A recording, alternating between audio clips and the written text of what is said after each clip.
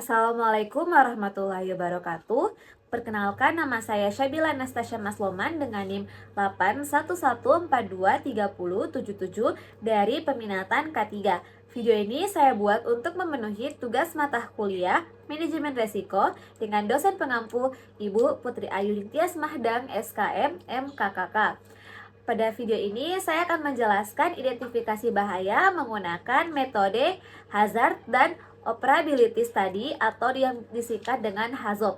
Saya mengambil pada pekerjaan proyek instalasi dan maintenance sistem tenaga surya atau PLTS pada PT Sun Energi pada site project PT PP Persero. Pengertian metode HAZOP.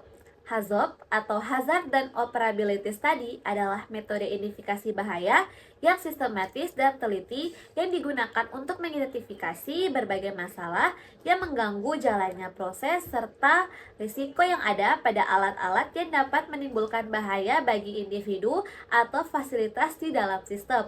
Metode ini digunakan untuk mencegah dan memastikan bahwa proses yang berlangsung dalam suatu sistem berjalan lancar dan aman.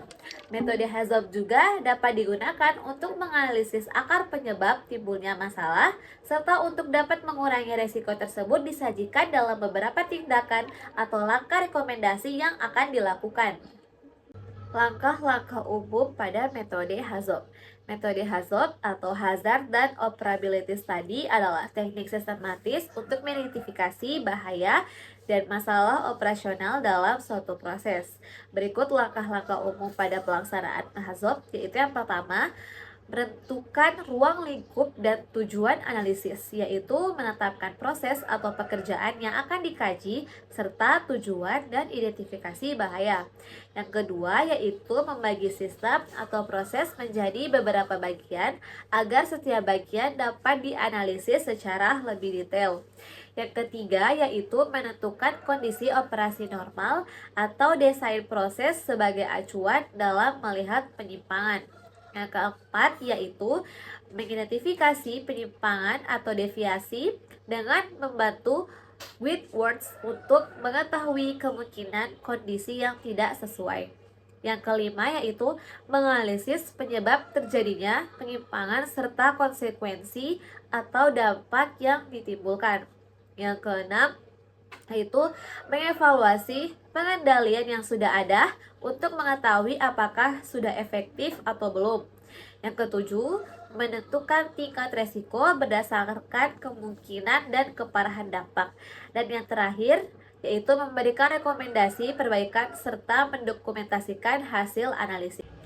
Selanjutnya, mengidentifikasi bahaya menggunakan metode HAZOP dalam pekerjaan proyek sistem tenaga surya pada PT Sun Energi pada site project PT PP Persero.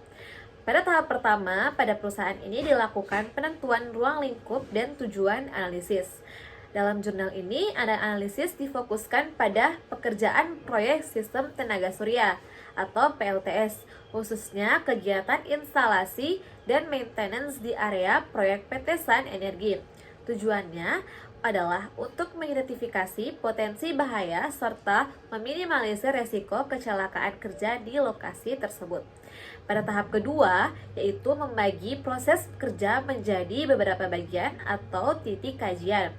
Pada penelitian ini, pembagian dilakukan berdasarkan area kerja seperti ruang instalasi inverter dan area pemasangan solar panel sehingga setiap aktivitas dapat dianalisis secara lebih rinci. Pada tahap ketiga, yaitu menentukan kondisi operasi normal. Kondisi normal yang dimaksud adalah pekerjaan yang dilakukan sesuai prosedur, seperti pekerjaan menggunakan alat pelindung diri, yaitu helm, sarung tangan, atau material tersusun rapi, serta pekerjaan yang dilakukan sesuai SOP yang berlaku. Karena didapat pada PT Sun Energi ini bahwa ada beberapa material yang tidak tersusun rapi dan tidak ditempatkan sesuai dengan di tempat yang seharusnya.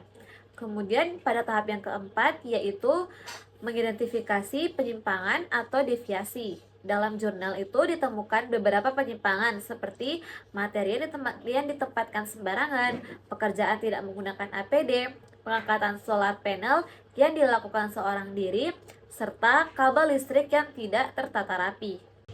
Pada tahap kelima, yaitu menganalisis penyebab dan konsekuensi. Penyebabnya antara lain yaitu kurangnya disiplin kerja, kurangnya penerapan SOP, serta kondisi lingkungan kerja yang tidak tertata. Dampak yang dapat ditimbulkan jika terus-menerus dilakukan yaitu risiko tersandung, tertimpa benda, tersentuh listrik, hingga kemungkinan cedera serius atau kematian. Per tahap ke-6 ini yaitu mengevaluasi pengendalian yang sudah ada. Pengendalian yang tersedia berupa penggunaan alat pelindung diri dan aturan jam kerja. Namun dalam praktiknya belum berjalan optimal karena masih banyak pelanggaran yang dilakukan di lapangan. Tahap ketujuh yaitu menentukan tingkat resiko. Penilaian dilakukan berdasarkan likelihood atau konsekuensi sehingga diperoleh tingkat resiko mulai dari sedang, tinggi, hingga ekstrim. Dengan sebagian besar potensi bahaya berada pada kategori tinggi dan ekstrim. Kemudian pada tahap terakhir yaitu adalah memberikan rekomendasi perbaikan. Usulan yang diberikan meliputi penataan ulang area kerja, peningkatan disiplin penggunaan APD, sosialisasi keselamatan kerja, serta pengawasan yang lebih ketat agar risiko kecelakaan dapat diminimalisir.